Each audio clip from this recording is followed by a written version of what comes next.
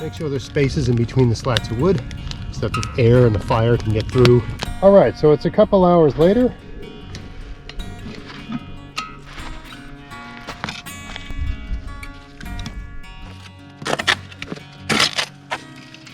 What we got going here, it is falling apart. Hey, it's Greg here with MaritimeGardening.com, and today I'm going to do a pit roast. It's my mom's birthday this weekend and she wants a roast, and I thought, what better a roast to do than a pit roast? So the idea with a pit roast is you've got a fire pit, you've dug a hole, and you've got, for this here I'm going to use one of these Dutch ovens. I got this one at Cabela's.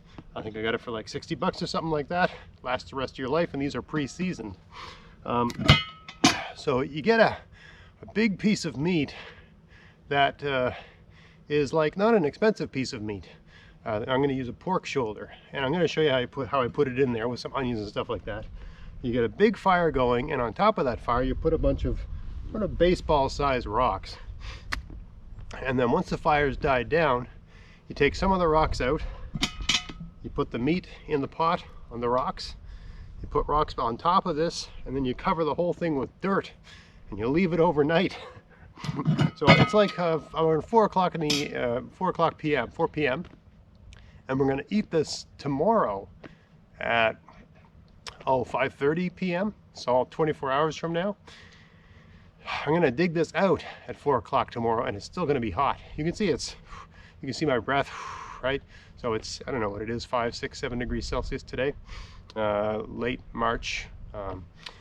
So anyway, we're gonna get going here. I've already dug the hole out, and I'm using last year's Christmas trees, some cardboard boxes, and some wood I just have lying around. You know, the great thing about using this technique is that you don't need to have the best wood in the world, because it's not the wood that's cooking the food, it's the rocks. Right? The wood is going to heat up the rocks, and all that energy is going to be stored in the rocks, and then slowly over time the rocks cook the food, but the food doesn't burn because there's no oxygen. You've buried it, right? So it's a really neat way of cooking. A little bit of work to set it up, but most of the good stuff is happening while you're doing something else. Right? So let me get this fire going, and we'll check in with you a bit later on.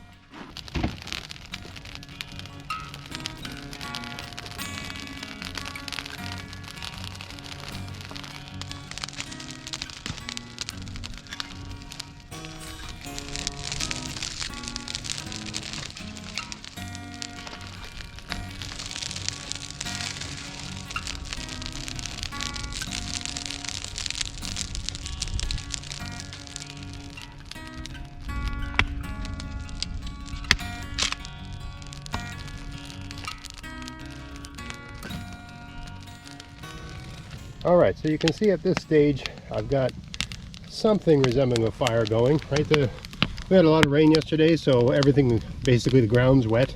So I use that old Christmas tree just to sort of create a lot, evergreen boughs burn kind of intensely. So I just used it to burn off a lot of the moisture that was in the ground to sort of dry things out a bit. Now all the branches from the Christmas tree are gone. Now I'm burning the kindling and wood I had. You might want to ask, how many rocks do you need? Now you're using rocks, about fist-sized rocks, give or take. They don't have to be exactly that size. Right here, all of it, I've got little pieces of brick here, granite rocks, different kinds of rocks. Some kinds of rocks you have to be careful because they can explode. Anyway, you want about 3 times the volume of the pot, give or take, right? Right. So if you get a pot that size, imagine 3 piles of rocks the same size as that. That should do it, right? That way you got enough for being underneath it, or on the sides and on the top, and that'll basically do it. So right now I've got the wood burning good, and now I'm going to start stacking the proper firewood on top, and then I'm going to basically set it up almost like a crib so that I can put the rocks on top of the wood. And then I'm going to go inside and make supper while all that burns down and the rocks get nice and hot. And then I'll come outside afterwards and have the meat. I'll show you how I prepare the meat and stick it in. Just 1,000 different ways to do it. You don't have to do it the way I do it, but put the pot in, put the rocks on using a shovel very carefully, and then cover it with the dirt. See, I dug the hole and all the dirt is in the wheelbarrow, right? And also, before I cover this with the dirt, just to make it easier for myself, I have a piece of metal I put over top of it. It's not absolutely necessary, but when you bury the pot, it can be hard to find it when you're digging it out, and because it's so hot, it's a bit, you know, dicey, sort of digging it out, right? This smoke's chasing me around here because I was too close to the fire.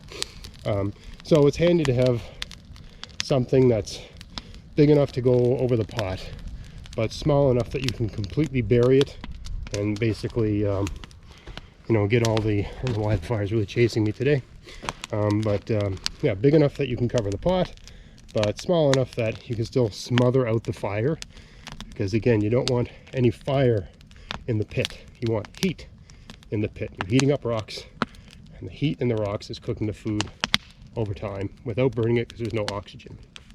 All right, so I'll show you the next stage when I get there. Okay, so now I've got a basic fire going. I've sort of done the crisscross lay. That's the sort of thing, you know, some logs going one way, some logs going the other way, some logs going the other way. That way you make a platform that you can stack rocks on.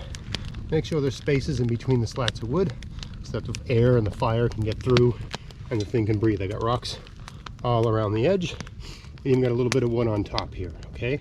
So I'm gonna go inside for a couple hours and make supper and do all that sort of stuff. And hopefully when I come back out, this will all be burned down. There'll be a big pile of coals, and inside the coals there'll be all these rocks that are really, really hot. I've got faith in this wood because I know it's really, really dry because it's been indoors. If I was using, you know, a tree I just cut down or something like that, I'd have to nurse that tree into a really good fire. If you're using, you know, fresh cut wood, that sort of thing, you just don't know what you're getting. So I wouldn't be able to leave the fire with the confidence I'm leaving it with today. But today, I know I've got bone dry wood. It's been indoors. It's for more than 1 year, actually. I just noticed a stack of wood lying around and said, hey, I'm going to use that. So I don't have to mess around with this thing. But if you're using, you know, less reliable wood, you know, just some tree you just recently felled, depending on the type of wood, depending on how dry it is and all that sort of stuff, you might have to stay out and nurse the fire and maintain it and so on and so forth. But I think what we've got here, it should be okay. The rocks are sort of getting all the heat from the fire. This one could probably stand to be a bit closer to the action. But anyway, I think we'll have it. I think it'll be good. You can tell sometimes, you know, if you build a big enough fire, the rocks actually glow red when you do this. So, I mean, there's, you know, a fine balance between hot enough and too hot. You definitely don't want too hot. But anyway, I'm going to give this a couple hours and we'll come back and see you then. Actually, just before I went inside, I added about 6 more pieces of wood. These are not bone dry, but I thought, why not just add a little bit more fuel. I don't know how well they'll burn, but they should dry off and burn eventually, so I thought it couldn't hurt to add a few more pieces of wood just to be sure that I had enough wood heat energy to get heat into the rocks. All right, so it's a couple hours later and the fire is completely burned down. All the wood is, well, almost all the wood is gone, and all we've got is coals and hot rocks, and that's what we want. So now it's time to do the work and get in there and get the pot and the meat in the ground. So here's the pot I got here. All right, and all I've done to prepare the meat, pretty low tech. It's just, this is a pork shoulder, which is like one of the cheapest cuts of pork you can get. Even then, it costs about almost twice as much as it would have cost 3 years ago because of just crazy rising prices. But anyway, it's a pork shoulder. I took out the bone. I have that separately. I'm going to use that for a soup. So I'm getting basically one enormous meal. I mean, this is an impressive amount. This is almost like, what'd you call that? 4 liters. This is like a gallon of meat. 4 liters of meat, right? And that's with the bone and whatever meat's attached to the bone removed. You can use that for something else. So all I got is hunks of meat about the size of a fist, right? That way it's easy when you go to serve it. You just take them out with salt and pepper and onion. That's it. okay? And I've packed it, I packed it in really, really tight, and you want that. You don't want to have air spaces in this. So it's packed in really tight. The great thing about these pots here is that the lid is designed such that nothing goes in the pot, right? The lid overlaps, right? So nothing goes in the pot. All right, so now we got to get the rocks out, some of the rocks out, and make a hole to put the pot in. We'll put the pot in, and then we'll cover it with metal, and then the dirt. All right, so let's go. And the sun is almost below the horizon there, so we haven't got a lot of time to do this.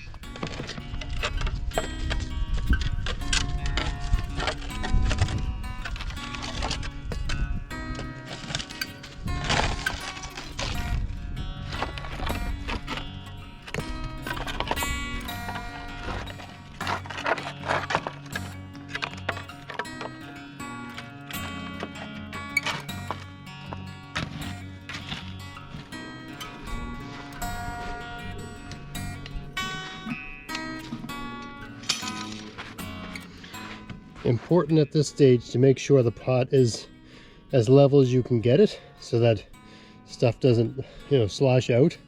You just do that by eye. It should be okay.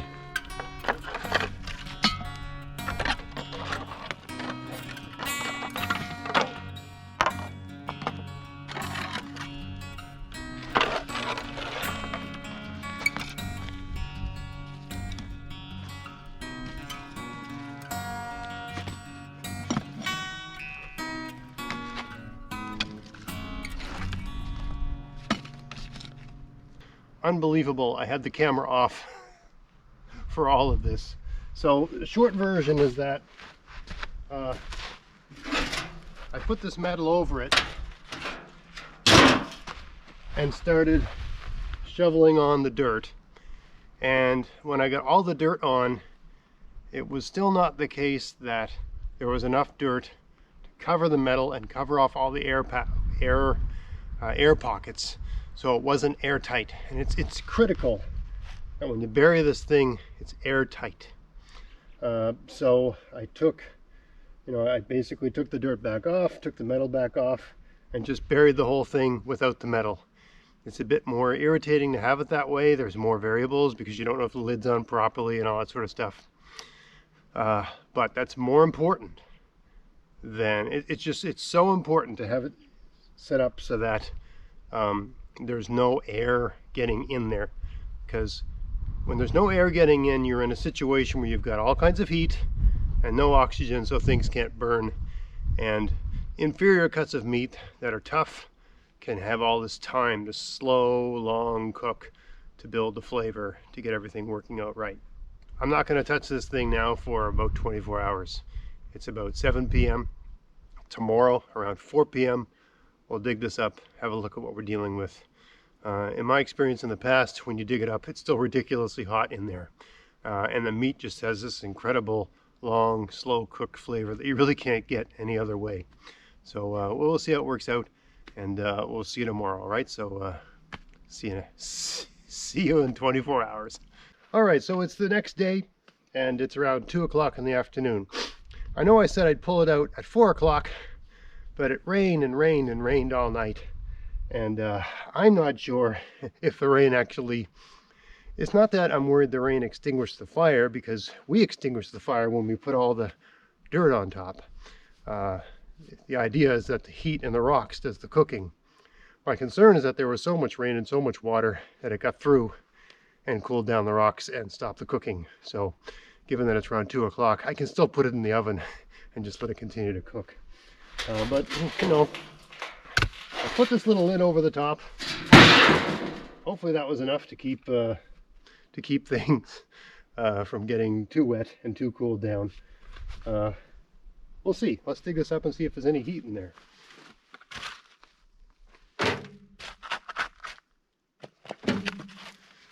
Oh, what's that?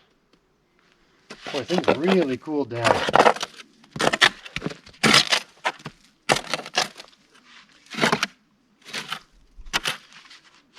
Okay, here's the lid.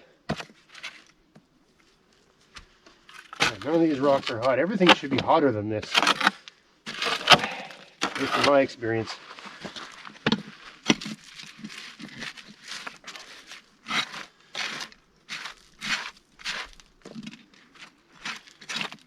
The trick is getting this out without getting sand and grit and stuff in the pot.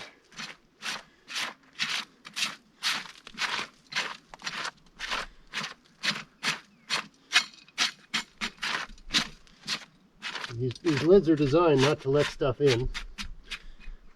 So hopefully that's what we got going here.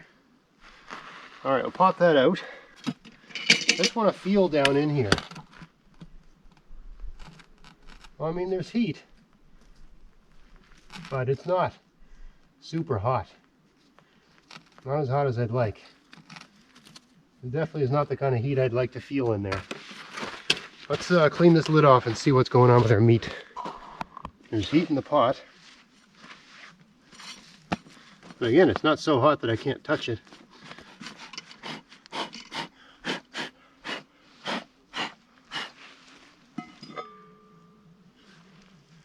Well, a lot of fat came out of that.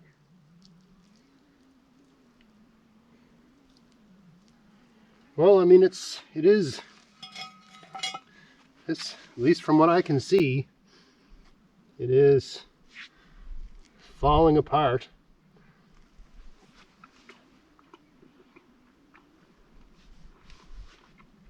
I mean, it's cooked, it's falling apart. So, I guess there was enough heat in there to cook it. Because that is fall apart tender. Oh man, pork. I mean, a lot of liquid in there. That's just all the fat that came out. I'll take this out and put it on a tray. Baste this with its own fat. And you could eat it just like this, totally. I'm going to take it out, put it on a tray, baste it with its own fat. And just bake it in the oven for about 20 minutes just to get it nice and crunchy on the outside, that sort of thing. Because all this liquid here is fat. Because we used a shoulder cut. It's had a lot of fat in it. But everything is broken down. Everything is tender. It's going to be a delicious meal. So for some people that might seem like a lot of work. But I mean, we basically cooked, I don't know what this is. I said a gallon, but maybe not that. But you know, a big, I mean, this is a big pot. It's a size 10 camp oven. It's full of meat. We cooked the whole thing. I came out here, I made a fire, put some rocks on it. I went inside for a couple hours. Came back outside, dug a hole. I mean, I dug the hole first, right? I came outside, moved the rocks back, stuck the pot in, put the rocks back on, threw a bunch of dirt on top, and then I went to bed. Right? And then I came out today around just after lunch, pulled it out of the hole. Everything's cooked. Everything is slow cooked. And I mean, the great thing about this approach is when you've got some sort of cheaper cut of meat that requires a long, slow cook, this is a good way to do it. I would like to try doing a kind of chili con carne this way. I think that would be fantastic. Because you have the slow cook and you could buy like, you know, chuck or something like that, you know, one of the tougher pieces of beef, because you're cooking it low and slow sort of thing for a long period of time. Right, this has been cooking for, what is that? So we put it in the ground about 7:30 last night. So that's 12 plus 5, 17, 18, 19 hours, right? I don't know when the heat subsided so much that it really wasn't making, I mean, basically it's not hot enough in here anymore. It's not really cooking, but it is warm. Basically, like, this is the temperature of the ground here, and the temperature of the meat is table ready right now. Right? So it's easy. I mean, sure, you have to build a big fire and do all that sort of stuff, but it's an easy way to do a long, slow cook. And I mean, of course, you're not spending electricity or using propane or natural gas or whoever you run your stove inside. You know, we just use wood here, and you don't even need particularly excellent wood, because it's not the quality of the wood that matters, it's how much heat you can get stored up in the rocks. As long as you've got rocks and you can get those rocks hot, you can cook a meal this way. So it really does work. And I think it would be a lot hotter in the hole if we hadn't got that incredible rain last night. I mean, it was basically every time it rained, it woke me up. Really, really intense downpour. So my guess is that just, the water got in there. It's porous, right? So the water got in there and it basically just drew the heat out of the rocks. That's my best guess. Because it should be hotter in here, but it still worked anyway, so who cares? Anyway, so camp stove, where do you get it? Whether you get it at Cabela's or wherever. This is a great thing to use in your backyard. Of course, if you're going camping, you're camping under the back of a vehicle, you wouldn't want to carry this in a backpack, but if you're at a sort of permanent camp or camping under a vehicle, that sort of thing, and you can make a fire and stick something in the ground like this, this is a great way to make a big meal for a lot of people with really not a lot of work, because it's the time that's doing the work. So anyway, I hope you found that interesting. If you did, please like, share, subscribe. Check out my podcast, maritimegardening.com. And until next time, get out there, get at it, have fun in your garden, have fun at the campfire, I guess. Thanks for watching.